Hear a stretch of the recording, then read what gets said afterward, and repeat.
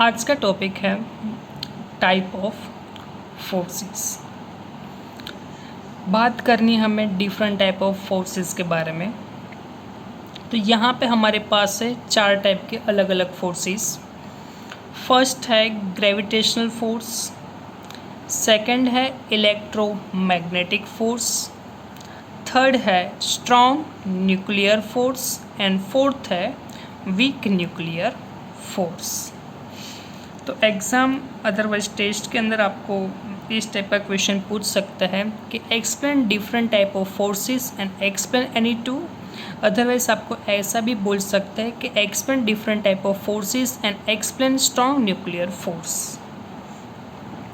तो ये चैप्टर के अंदर टाइप ऑफ फोर्स जो का टॉपिक है वो इम्पोर्टेंट टॉपिक है। तो आज हम 4 फोर्स के बारे में ही बात करेंगे।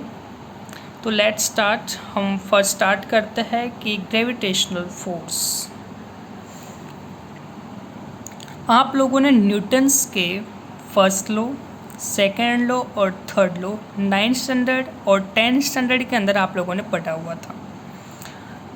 पर उसके बाद न्यूटन्स का ये जो लॉ आता है उसको बोलते gravitational force, otherwise gravitational law भी बोल सकते हैं। तो ध्यान से समझना ग्रेविटेशनल फोर्स के बारे में। फर्स्ट ऑफ ऑल ये है सन, उसका मास दिया हुआ है m1 और ये यहाँ पे है अर्थ और उसका है मास m2। ऑफ कोर्स आपको पता है कि अर्थ के कंपेयर में सन का जो मास है उसकी साइज़ है वो लार्जर है। तो ये सन है, दोनों की साइज़ उससे ज़्यादा है और मास भी अर्थ के कंपेयर में सन का ज़्यादा होगा और यहाँ पे अर्थ का मास m2 है। सन और अर्थ दोनों का बीच का डिस्टेंस यहाँ पे आपको दिया हुआ है r। रेडियस नहीं है, डिस्टेंस सपोज आप d भी सपोज कर सकते हो, कोई भी अल्फ़ाबेट यहाँ पे यूज़ कर सकते हो। सिंपल वो इंडिकेट क्या कर रहा है कि दो यहाँ पे ऑब्जेक्ट है, वो दोनों ऑब्जेक्ट का बीच का डिस्टेंस यहाँ पे आपको दिया हुआ है। पर यहाँ पे F और यहाँ पे भी F बताया हुआ है। उसका मतलब जो मास m1 वाला ऑब्जेक्ट है वो मास m2 के ऊपर कोई फोर्स लगा रहा है और ये F का मतलब है कि मास m2 वाला कोई भी ऑब्जेक्ट है वो मास m1 के ऊपर फोर्स लगा रहा है। तो उसका मतलब ये दोनों एक दूसरे के ऊपर फोर्स लगा रहे हैं। तो फोर्स फाइंड करने का फॉर्मूला F = G। m1 किसका, यहाँ पे कोई ऑब्जेक्ट होगा उसके लिए m1, यहाँ पे कोई ऑब्जेक्ट होगा उसके लिए m2 और दोनों का डिस्टेंस यहाँ पे r²। सिंपल है कि यहाँ से यहाँ पे कोई फोर्स लगेगा r तो रिवर्सिबल फोर्स लगेगा तो दूसरा r, तो डिवाइड में यहाँ पे r²। ये फॉर्मूला आप लोगों ने ऑलरेडी पढ़ा हुआ था, फिर से यहाँ पे रिपीट कर रहे हैं। तो याद रखना कि दोनों ऑब्जेक्ट का बीच का फोर्स फाइंड करना है। तो F = G m1 m2/r² आपको फाइंड करना होगा। फॉर्मूला है आपका। क्वेश्चन में m1 की वैल्यू आपको दिया होगा, सन का मास, m2 मतलब अर्थ का मास और r दोनों का बीच का जितना भी डिस्टेंस है वो यहाँ पे रखेंगे तो आपको फोर्स की वैल्यू मिल जाएगी। और ये जी की वैल्यू कांस्टेंट है कि आपको एग्ज़ाम होगी, टेस्ट होगी, उसके अंदर जी की वैल्यू आपको दिया होगा नहीं, ये कांस्टेंट है तो उसकी वैल्यू आपको याद रखना होगा। तो जी की वैल्यू क्या है 6.67 × 10⁻⁻11 न्यूटन मीटर स्क्वायर पर किलोग्राम स्क्वायर। साथ साथ में ये यूनिट्स भी आपको याद रखना है। उसके पीछे का चैप्टर है चैप्टर नंबर 2, उसके अंदर आएगा, पर अभी से आप थोड़ा थोड़ा याद रखने का स्टार्ट कर दो तो आपके लिए इजी रहेगा। तो G = 6.67 10⁻11 न्यूटन मीटर स्क्वायर पर किलोग्राम स्क्वायर, ये G की वैल्यू है। तो उसके बाद आराम से आपको F की वैल्यू मिल जाएगी। पर मैंने बताया F क्या है, फोर्स है m1, तो यहाँ पे कोई ऑब्जेक्ट है उसका मास है, m2 तो यहाँ पे कोई ऑब्जेक्ट है उसका मास है, और r तो दोनों ऑब्जेक्ट का डिस्टेंस पर g को हम क्या बोलेंगे, तो g को हम बोलेंगे यूनिवर्सल ग्रेविटेशनल कांस्टेंट। g को हम क्या बोलेंगे, यूनिवर्सल ग्रेविटेशनल कांस्टेंट। आप लोगों ने न्यूज़पेपर पढ़ा होगा, आज का ब्रेकिंग न्यूज़ था कि अर्थ ने अपना रास्ता भटका और घूमते घूमते आके मून को टकराई और मून को 1 करोड़ का नुकसान। सुना होगा आपने। क्या ये पॉसिबल है? पॉसिबल नहीं है। पर क्यों पॉसिबल नहीं है? क्योंकि यूनिवर्स के अंदर जितने भी प्लैनेट्स है, प्लैनेट्स के बीच में एक टाइप का ग्रेविटेशनल फोर्स लगता ही है। सपोज़ यहाँ पे सन है और यहाँ पे अर्थ है, तो दोनों के बीच में ग्रेविटेशनल फोर्स लगता है। इसके कारण दोनों का बीच का एक फिक्स डिस्टेंस है और वो एक ही ऑर्बिट में उसके आसपास घूमता रहता है। सपोज़ मैं उसको अर्थ एज्यूम कर लूँ, उसको मून एज्यूम कर लूँ, तो अर्थ और मून दोनों के बीच का डिस्टेंस फिक्स ही है और वो अपने ऑर्बिट पे घूमता रहेगा, क्योंकि दोनों के बीच में एक टाइप का ग्रेविटेशनल फोर्स क्रिएट हो रहा है। उसके कारण ऐसा कभी भी आपको सुनने में नहीं आया कि सन अर्थ के साथ टकरा गया, अदरवाइज मून अर्थ के साथ टकराया, ऐसा कभी भी आपको सुनने नहीं मिलेगा। क्यों? उसके पीछे जिम्मेदार है ग्रेविटेशनल फोर्स। तो वहाँ पे यूनिवर्स में भी वहाँ पे 2 ऑब्जेक्ट या प्लैनेट के बीच में ग्रेविटेशनल फोर्स लग रहा है, उसके कारण कोई भी प्लैनेट्स है वो अपने ऑर्बिट में आराम से घूमता है। Second point, it acts along the line joining. यहाँ पे मैंने बताया कि ये कहाँ पे फोर्स लगता है, m1 का m2 के ऊपर, m2 का m1, तो वो एक लाइन ज्वाइनिंग सेंट्रल फोर्स है। It's act along the line joining, और उसको सेंट्रल फोर्स भी बोल सकते हैं। It doesn't depends upon medium. ये मीडियम के ऊपर डिपेंड नहीं है, मीडियम के ऊपर डिपेंड रहेगा नहीं। It is the long range force. ये कौन सा फोर्स है? लॉन्ग रेंज तक ये फोर्स लग सकता है। आपको पता है कि यूनिवर्स में प्लैनेट्स है, तो एक प्लैनेट और दूसरा प्लैनेट जो है उसके बीच का डिस्टेंस बहुत ही लार्ज होता है, तो ये लार्ज लॉन्ग रेंज फोर्स है। It acts due to exchange of some particles called gravitons. उसके अंदर का जो पार्टिकल एक दूसरे के साथ एक्सचेंज होता है, चेंज होता है, उसको हम बोलते हैं ग्रेविटॉन्स। It is also called action at a distance force. ये क्वेश्चन मैं ट्विस्ट करके पूछूँ तो ग्रेविटेशन फोर्स की जगह पे मैं ऐसा भी बोल सकता हूँ कि explain action at a distance force. तो ग्रेविटेशन फोर्स को दूसरे नाम से ये भी जाना जाता है action at a distance force. क्यों ऐसा लिखा हुआ है कि action at a distance force? क्योंकि आप देख सकते हो कि 2 ऑब्जेक्ट एक दूसरे के फार डिस्टेंस पे है, एक दूसरे के साथ टच नहीं है, तो यहाँ पे लिखा हुआ है कि action at a distance force, क्योंकि दोनों के बीच में यहाँ पे डिस्टेंस है, एक दूसरे के साथ टच नहीं है, इसलिए उसको नॉट टचिंग भी यहाँ पे लिख सकते हैं कि एक दूसरे के साथ टच नहीं है, दोनों के बीच में डिस्टेंस है। It is a conservative force. उसको कंजर्वेटिव फोर्स भी बोल सकते हैं। कंजर्वेटिव का मतलब क्या होता है कि सपोज़ आपको पता है कि क्लास में एक स्टूडेंट्स तो ऐसा मिलता ही है कि उसको कितना भी डांटो, कितना भी होमवर्क दो, क्लास के बाहर निकाल दो, तो भी वो सुधरेगा नहीं। अपरिवर्तनशील उसको बोल सकते हो, उसके अंदर परिवर्तन आने वाला है नहीं, जैसा है एज इट इज़ रहेगा। तो कंजर्वेटिव का मतलब वही है कि उसके अंदर कोई चेंजेस होगा नहीं, जैसा है एज इट इज़ रहेगा। तो it is a conservative force. तो ये कंजर्वेटिव फोर्स है। ग्रेविटेशनल फोर्स आपको पता है कि gravitational force as it is है, ऐसा नहीं कि ये जगह पे अलग लगता है, ये जगह पे अलग लगता है, ऐसा कुछ नहीं है। It is a conservative force. Tides in ocean occurs due to the gravitational force between the earth, ocean and moon. आप लोगों ने 10th स्टैंडर्ड के अंदर देखा हुआ था टिंडल एनर्जी। तो टिंडल एनर्जी कैसे क्रिएट होती है, तो यहाँ पे अर्थ के ऊपर जो ओशन है वो और मून दोनों के बीच में वहाँ पे ग्रेविटेशन फोर्स क्रिएट होता है, उसके कारण वहाँ पे टिंडल इफेक्ट, टिंडल नहीं टाइड्स और टिंडल एनर्जी वहाँ पे क्रिएट होता है। तो टाइड्स के पीछे का रीज़न आपको पता चल गया कि अर्थ के ऊपर का जो ओशन है वो और मून के बीच में जो वहाँ पे ग्रेविटेशन क्रिएट होता है, तब इस टाइप का क्रिएट हो सकता है। It holds the star and planets and Galaxy. मैंने अभी आपको बताया कि आप लोगों ने ऐसा न्यूज़ तो नहीं सुना है कि सन आज अर्थ घूमते घूमते सन के साथ टकरा गई। इसके पीछे भी यही ग्रेविटेशन फोर्स जिम्मेदार है, क्योंकि it is a holds the stars and planets and galaxies, कि उसके अंदर स्टार प्लैनेट्स उसको अपनी जगह पे वहाँ पे स्थिर रखा है, उसके पीछे भी ग्रेविटेशन फोर्स जिम्मेदार है।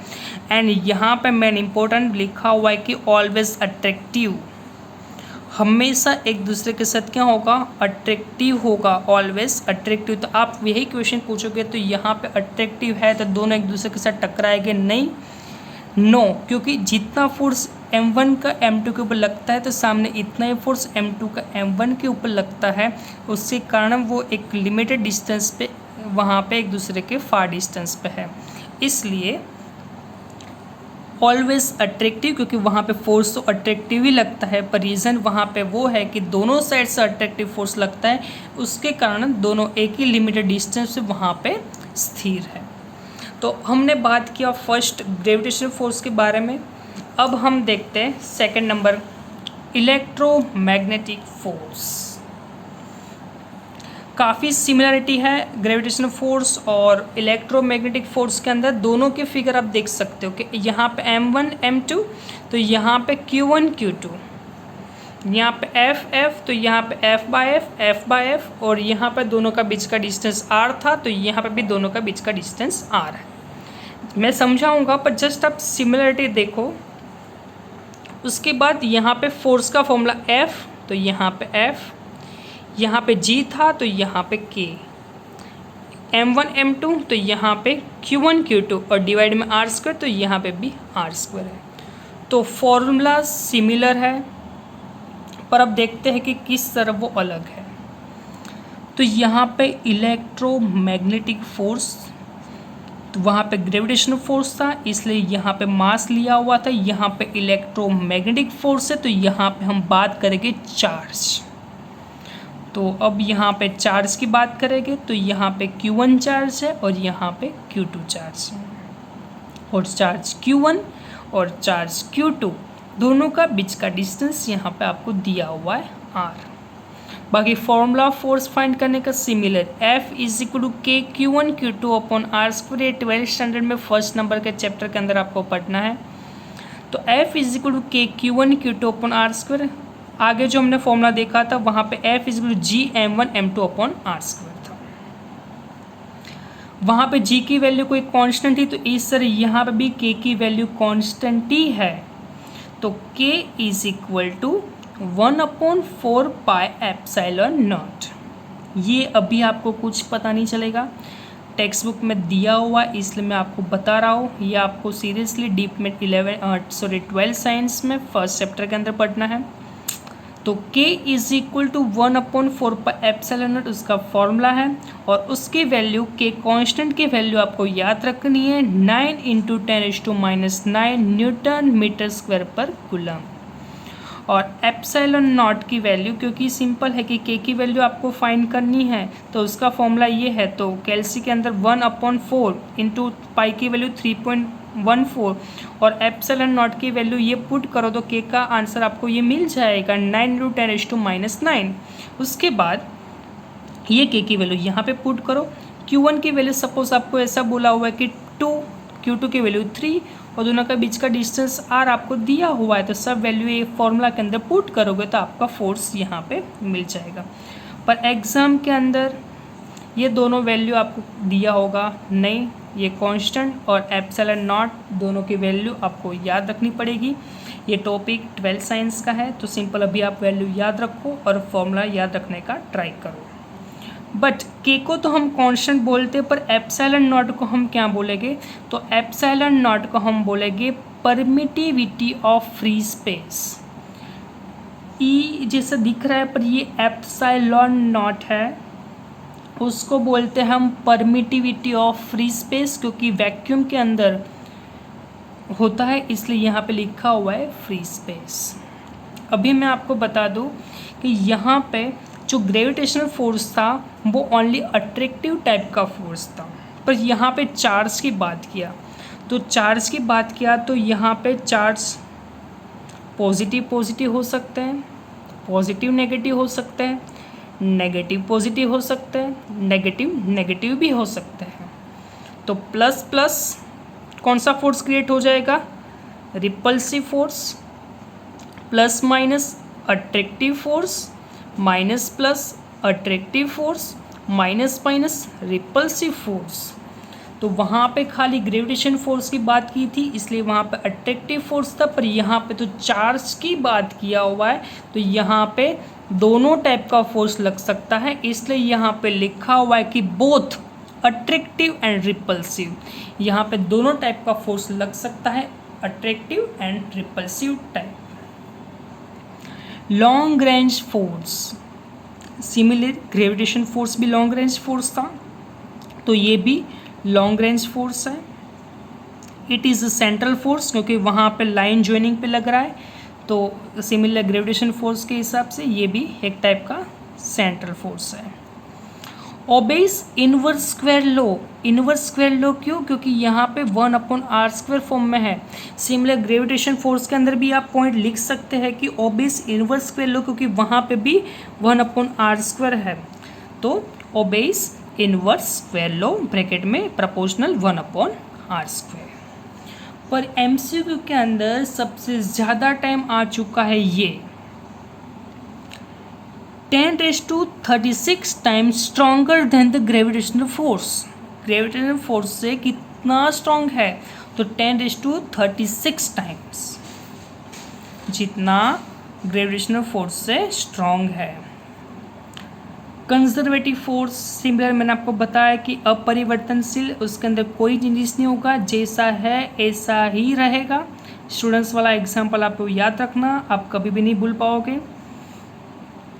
Due to exchange of photon between the charge, ये कब होता है कि जब exchange of photon between the charge, ये चार्ज है दोनों के बीच में क्या ट्रांसफर होगा, due to exchange of photon between the charge, ये दोनों चार्ज के बीच में जब फोटोन ट्रांसफर होगा तभी ये फोर्स क्रिएट होगा। तो फोटोन क्या है वो लास्ट में देखते हैं।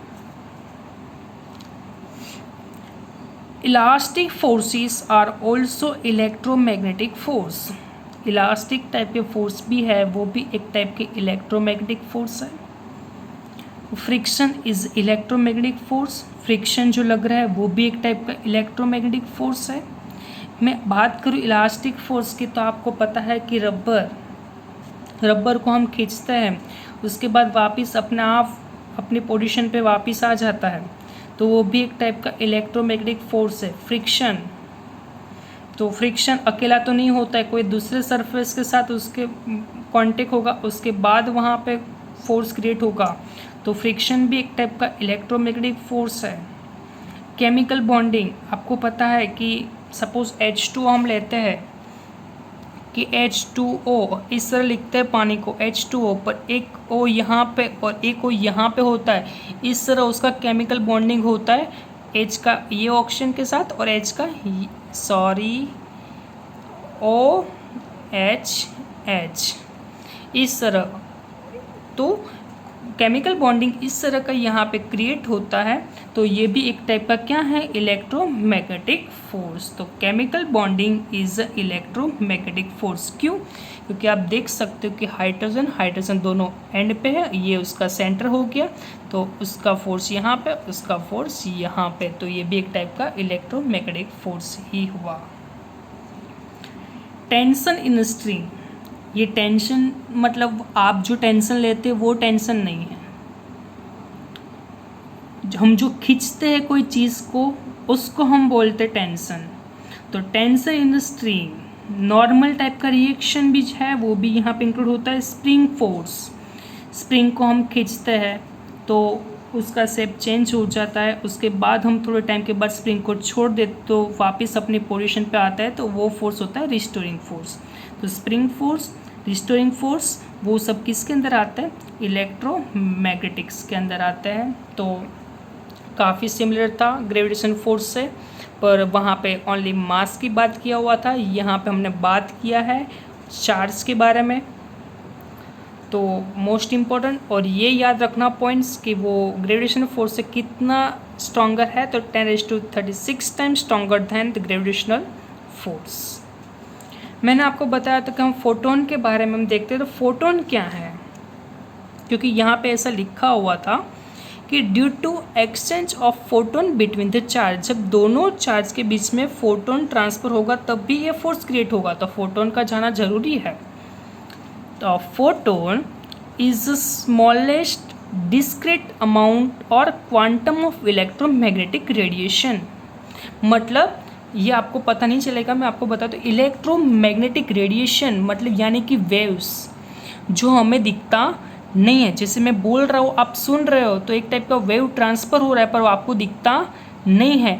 तो Q1 से वेव यहाँ पे Q2 के ऊपर ट्रांसफर होगा। जैसे कि मैंने यहाँ पे बताया हुआ था एग्जाम्पल में, H का फोर्स यहाँ पे और इसका फोर्स यहाँ पे, हमें दिखता है उसके वो फोर्स लगता है, नो। तो इस तरह वेव भी यहाँ से यहाँ पे ट्रांसफर होता है, ये यहाँ से यहाँ पे ट्रांसफर होता है, तो हमें वो दिखता नहीं है। तो एक टाइप का वेव रेडिएशन जो है उसको हम फोटोन बोलते हैं। और आपको पता है कि आप लोगों ने 10th स्टैंडर्ड के अंदर देखा हुआ था कि स्पीड ऑफ लाइट, वैक्यूम के अंदर स्पीड ऑफ लाइट कितना होता है, तो it is the basic unit of light. वो एक टाइप का वेव ही है, क्योंकि वहाँ से सनलाइट आती है। तो वही हुआ कि उसकी स्पीड वैक्यूम के अंदर कितना होता है, तो आप वैल्यू भी यहाँ पे लेते थे, C is equal to 3 × 10⁸ metre पर सेकेंड। तो फोटोन्स आप समझना नहीं है डीप में, उसकी डेफिनेशन भी आपको समझने की ज़रूरत नहीं है, जस्ट मैंने आपका कॉन्सेप्ट क्लियर किया कि फोटोन क्या होता है। तो एक टाइप का वेव रेडिएशन है, वो ट्रांसफ़र होता है पर वो हमें दिखता नहीं है, और वो वैक्यूम के अंदर उसकी स्पीड जितनी लाइट जितनी स्पीड होती है, और स्पीड ऑफ लाइट वैक्यूम के अंदर कितना होता है, 3 × 10⁸ मीटर पर सेकेंड। वो ऑलरेडी आप 10th स्टैंडर्ड के अंदर सीख के आए हुए थे। उसके बाद हम देखते हैं strong nuclear force. Strong nuclear force, तो फर्स्ट यहाँ पे है प्रोटॉन्स और यहाँ पे है न्यूट्रॉन। तो प्रोटॉन मैं आपको बता दूँ कि यहाँ पे प्रोटॉन का चार्ज होता है पॉजिटिव, न्यूट्रॉन का चार्ज होता है न्यूट्रल, और इलेक्ट्रॉन का चार्ज होता है यहाँ पे नेगेटिव।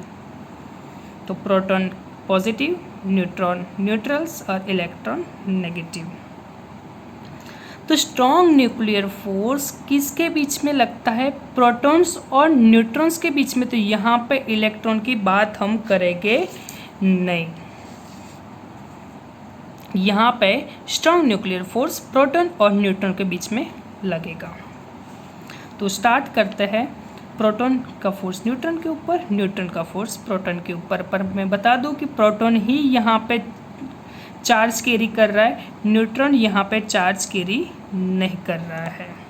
तो फर्स्ट ऑफ ऑल ये आपको कॉन्सेप्ट क्लियर हो गया होगा कि ये फोर्स किसके बीच में एक्ट करता है। तो acts in the nucleus between the protons and neutrons, क्योंकि ये फोर्स प्रोटॉन और न्यूट्रॉन के बीच में ही वर्क करेगा, अदरवाइज दोनों के इलेक्ट्रॉन्स और प्रोटॉन होगा तब ये फोर्स काम नहीं करेगा, वर्क नहीं करेगा। It is evident that without some attractive force, a nucleus will be unstable due to the electric repulsion between its protons. ध्यान से लाइन पढ़ने की है। It is evident that without some attractive force, क्योंकि यहाँ पे कोई अट्रैक्टिव फोर्स क्रिएट ही नहीं होता है, क्योंकि मैंने बताया हुआ था कि अट्रैक्टिव फोर्स कैसे क्रिएट होता है, प्लस माइनस, माइनस प्लस होता है, तो दोनों के बीच में अट्रैक्टिव फोर्स क्रिएट होता है। पर यहाँ पे तो एक पॉजिटिव चार्ज है, न्यूट्रॉन का न्यूट्रल है, तो यहाँ पे अट्रैक्टिव फोर्स क्रिएट होगा ही नहीं। A nucleus will be unstable, तो न्यूक्लियस कैसा हो जाता है, unstable, due to the electric repulsion between its protons. Suppose यहाँ पे ऐसा बोला है कि प्रोटॉन्स और न्यूट्रॉन्स, पर सपोज प्रोटॉन और प्रोटॉन, यहाँ पे न्यूट्रॉन की जगह पे प्रोटॉन भी सामने आ जाए तो क्या हो जाएगा, प्लस प्लस क्या हो जाएगा, रिपल्सिव फोर्स क्रिएट हो जाएगा, और रिपल्सिव फोर्स के कारण पूरा न्यूक्लियस क्या हो जाएगा, अनस्टेबल हो जाएगा। मैं आपको फिर से ये लाइन समझाऊंगा, पर उसका थोड़ा नीचे जाके फिर से समझाऊंगा। तो पहले नेक्स्ट लाइन पढ़ लेते हैं। The strong nuclear force is strongest of all fundamental force. हमने यहाँ पे 4 फोर्स के बारे में बात करनी है। फर्स्ट हमने ऑलरेडी देख लिया ग्रेविटेशनल फोर्स, दूसरा हमने देख लिया था यहाँ पे देखा इलेक्ट्रोमैग्नेटिक फोर्स, और यहाँ पे हम देख रहे हैं कि स्ट्रॉन्ग न्यूक्लियर फोर्स, और लास्ट में देखेंगे हम वीक न्यूक्लियर फोर्स। तो चार फोर्स के अंदर सबसे स्ट्रॉन्गेस्ट जो है फोर्स वो है स्ट्रॉन्ग न्यूक्लियर फोर्स।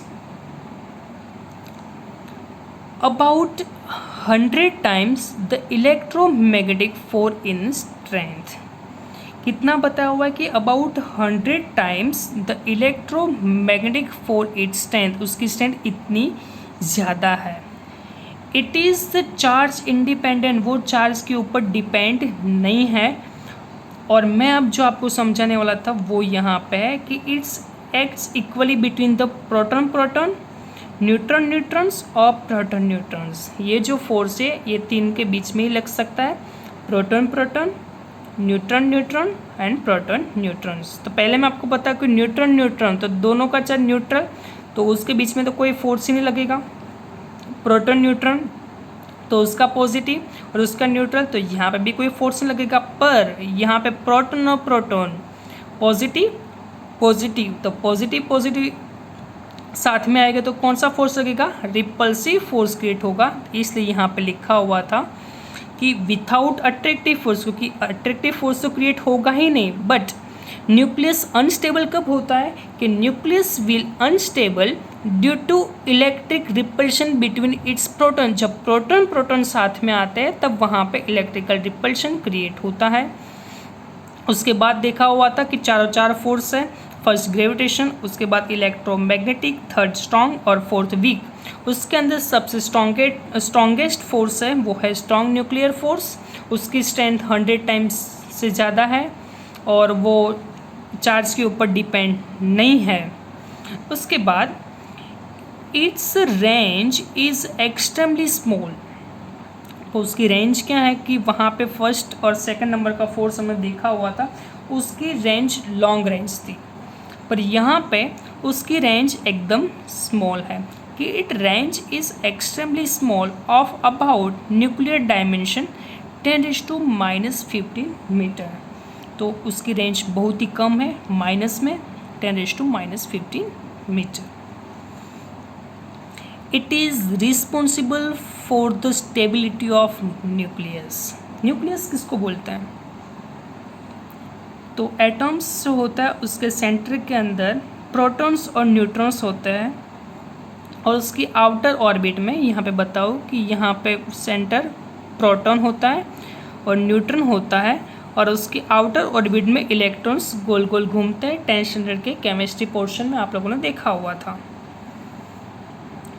तो it is responsible for the stability of nucleus, क्योंकि वो प्रोटॉन्स और न्यूट्रॉन एक दूसरे के साथ कनेक्टेड है, तो उसको स्टेबल रखने के पीछे भी स्ट्रॉन्ग न्यूक्लियर फोर्स जिम्मेदार है। क्योंकि प्रोटॉन न्यूट्रॉन, तो ये फोर्स कब क्रिएट होता है, जब प्रोटॉन्स और न्यूट्रॉन साथ में होता है तब, तो उसको स्टेबल रखने के लिए स्ट्रॉन्ग न्यूक्लियर फोर्स जिम्मेदार है। The electrons is must be noted does not experience this force.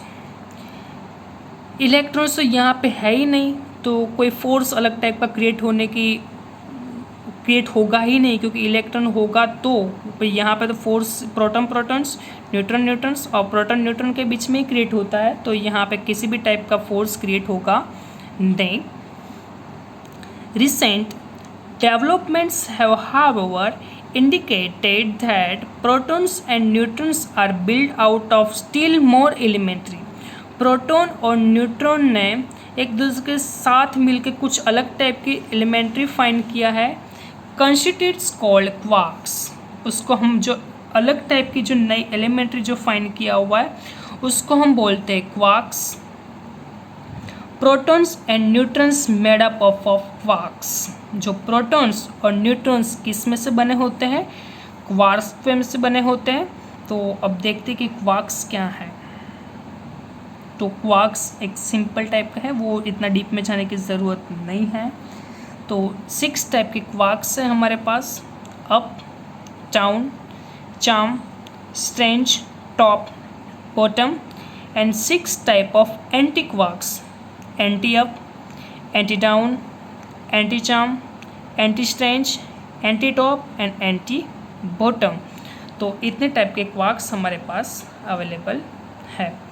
तो हमने बात किया यहाँ पे स्ट्रॉन्ग न्यूक्लियर फोर्स के बारे में. स्ट्रॉन्ग न्यूक्लियर फोर्स, ध्यान रखना, प्रोटॉन्स और न्यूट्रॉन्स के बीच में क्रिएट होता है और स्ट्रेंथ 100 टाइम्स है, स्ट्रॉन्गेस्ट फोर्स है और उसकी रेंज है स्मॉल.